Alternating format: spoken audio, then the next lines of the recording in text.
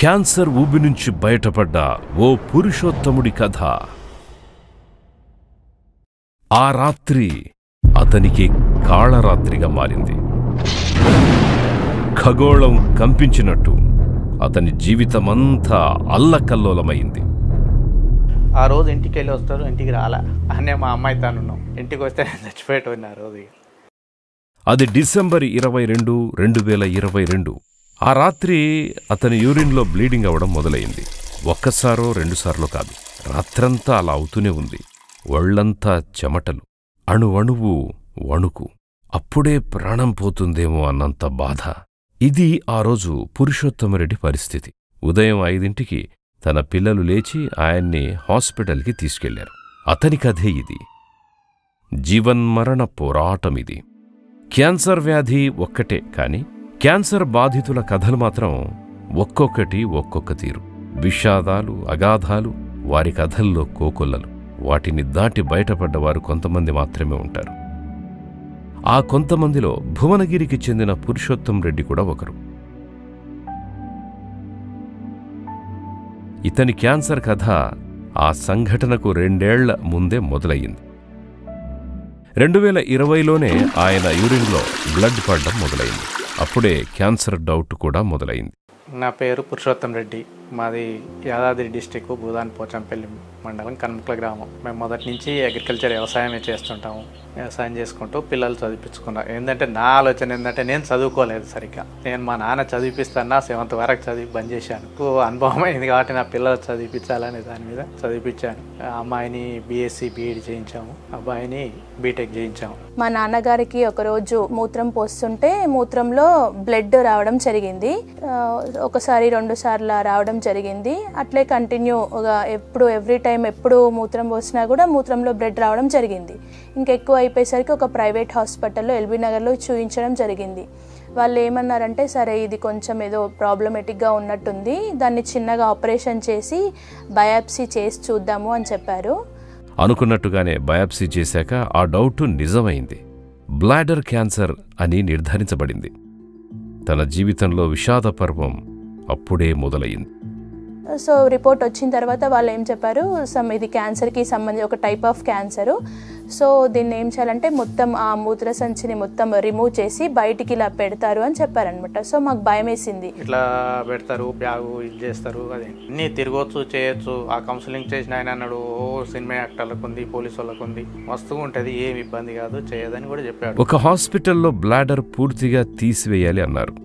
మరో హాస్పిటల్లో కొంత భాగం తీసేస్తే సరిపోతుంది అన్నారు.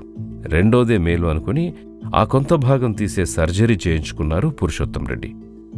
ఆపరేషన్ థియేటర్లోకి వెళ్ళిన తర్వాత చూసిన తర్వాతనే ఇది కంప్లీట్గా రిమూవ్ చేయాలా, లేకపోతే ఎక్కడైతే చిన్నగా గడ్డలు వచ్చినాయో దాన్ని ఒకటే రిమూవ్ చేస్తే సరిపోతుందా అని చెప్పడం జరిగింది.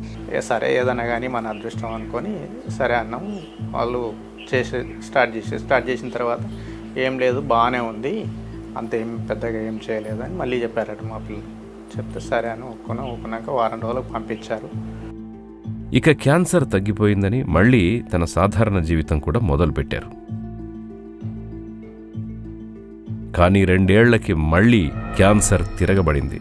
స్టార్ట్ అయ్యి ఇక అది విపరీతంగా పెరిగిపోయింది అనుకోరాదు. బ్లడ్ అంటే మామూలు కాదు, అంత ఇబ్బంది. ఆ బ్లడ్ క్లాత్ వాటర్ తాగితేనే బ్లడ్ వెళ్ళిపోతుంది. వాటర్ తాగకపోతే వెంటనే గ్లాసు బ్లడ్ వెళ్ళిపోగానే మళ్ళీ గ్లాసు వాటర్ తాగితేనే ఆ వాటర్తో వెళ్ళిపోతుంది, లేకపోతే గడ్డలు కట్టి టాయిలెట్ రాకపోతుంది.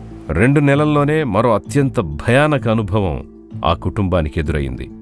అదే డిసెంబర్ 22, 2022 రాత్రి జరిగిన పరిస్థితికి కారణం.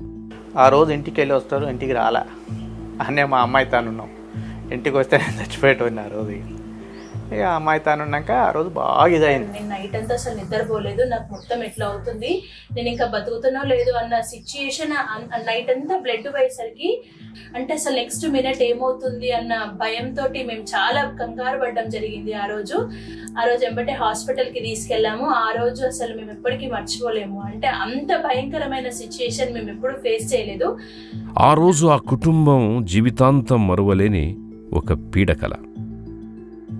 ఈ వెంటనే మళ్ళీ ఎల్బీ అలా హాస్పిటల్ తీసుకుపోతే ఫస్ట్ ఆ బ్లడ్ అయితే అంతా సాఫ్ చేసి చూసి ఇక దీన్ని మొత్తం తీసేయాలి కంపల్సరీ, అప్పుడే తీసేసేది ఉండే, ఇప్పుడు ఆపిరు కాబట్టి ఇప్పుడు కంపల్సరీ తీసేయాలంటే ఇక అంత పెద్ద హాస్పిటల్ అది కాదు కదా. 1 వీక్ తర్వాత మేము హాస్పిటల్కి వెళ్ళడం జరిగింది. వాళ్ళు ఎంబటే దాన్ని ఒక డేట్ చెప్పి మాకు ఆ డేట్ లోపల ఇంకా సర్జరీకి డేట్ ఇచ్చారు. ఆ డేట్ అప్పటికి ఇంకా కంప్లీట్గా రిమూవ్ చేశారు. రెండోసారి క్యాన్సర్ రావడంతో బ్లాడర్ పూర్తిగా తొలగించే అవసరం ఏర్పడింది. ఆ రోజు ఫిబ్రవరి 22, 2023. ఆ రోజే సర్జరీ. ఉదయం 9ంటికి ఆపరేషన్ థియేటర్లోకి వెళ్లిన పురుషోత్తం రెడ్డి దాదాపు రాత్రి కావస్తున్నా బయటకు రాలేదు. దాదాపు ఆపరేషన్ థియేటర్లోకి వెళ్లి 12 గంటలు పూర్తిగా వస్తున్నా సమాచారం ఏమీ లేదు. ఆ రోజు అసలు ఏం జరిగిందంటే, సర్జరీ అంటే మామూలు సర్జరీ కాదు అది. పొద్దున 9:30కి తీసుకెళ్లారు నన్ను, 10 గంటలకు మొత్తం ఇంజక్షన్ ఇచ్చారు. అంతవరకు జ్ఞాపకం ఉంది. రాత్రి 7 గంటలకు 8 గంటలకు అయిపోయిందని మా పిల్లలకు చెప్పారు. 10 o'clock ఆ రోజు అప్పుడు తీసుకొచ్చారు. దాదాపు 12 hours టైం పట్టింది ఆపరేషన్ సర్జరీ జరగడానికి. మేమంతసేపు ప్రాణాలు అరచేతుల్లో పెట్టుకొని ఉండడం జరిగింది. అంటే ఏమవుతుంది అనేది ఆ 2 రోజులు మాకు చాలా బాధగా అనిపించింది. 10 రోజులు ఐసీలో ఉంచారు. దీని మోషన్ రాక వాళ్ళు ఫస్టే చెప్పారు, నానా ఇబ్బందులు ఉంటాయి, సైడ్ ఎఫెక్ట్స్ కూడా వస్తుంటాయి, కిడ్నీలు ఇదైతుంటుంది, ఏ దానికైనా రెడీ అంటేనే మీరు సర్జరీకి రెడీ కావాలి, లేకపోతే మాత్రం మేము చేయం, ఇది పెద్ద ఆపరేషన్ అని. ఎట్లాగో తప్పదు కదా ఏదన్నా కానీ అనేదాన్ని. న్యాయంగా చూస్తే ఇంత జరిగాకైనా అతని బాధ పూర్తవ్వాలి, కానీ కాలేదు. సో దానికి మనకి ఆల్టర్నేటివ్స్ ఏంది అంటే ఆపరేషన్ చేసిన తర్వాత ఒక 3 times కీమోథెరపీ చేస్తామని చెప్పారు. కీమోస్ తీసుకున్నాం మేము, ఏప్రిల్ మే వరకు కీమోస్ తీసుకున్నాము. కానీ ఇంకా మాకు మరి దీనికి మెడిసిన్ ఏంది అంటే ఇంకా దీనికి మెడిసిన్ ఏమి ఉండదు అని చెప్పారు. బ్లాడర్ పూర్తిగా తీసేసిన కీమో చేయక తప్పలేదు. అలసిన అతని ప్రాణం ఈసారి తట్టుకోలేకపోయింది.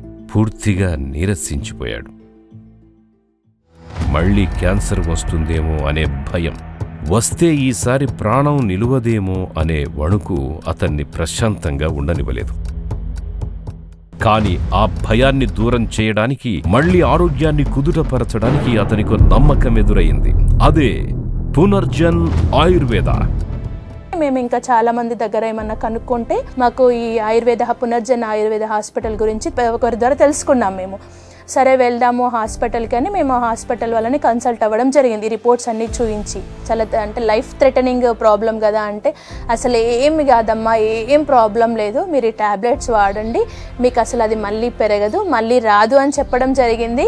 సో చాలా మంచిగా అనిపించింది. డాక్టర్ గారు కూడా మాకంటే చాలా ధైర్యం ఇవ్వడం జరిగింది డాక్టర్ గారు. పునర్జన్ ఆయుర్వేదతో పాటు ప్రయాణం మొదలు పెట్టిన పురుషోత్తం రెడ్డికి ఇక మళ్ళీ వెనక్కి తిరిగి చూసే అవసరమే రాలేదు.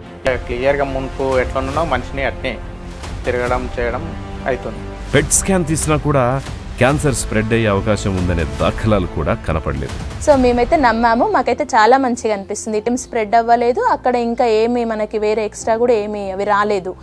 ఇప్పుడు ఏళ్లుగా పునర్జన్తో పాటు నడిచిన ఆయన ఎంతో ఆరోగ్యంగా, ఆనందంగా మళ్లీ తన జీవితాన్ని కొనసాగిస్తున్నారు. ఆరోగ్యంగానే ఉన్నారు. ఆడడం ద్వారా చాలా యాక్టివ్గా ఆరోగ్యంగా కనిపిస్తున్నారు.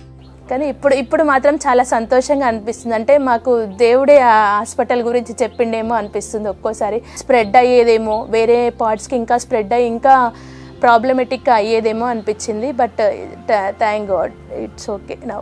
ఇది పునర్జన్తో పయనించి క్యాన్సర్ ఊబి నుంచి బయటపడి ప్రశాంతంగా జీవితాన్ని ఆస్వాదిస్తున్న పురుషోత్తం రెడ్డి కథ.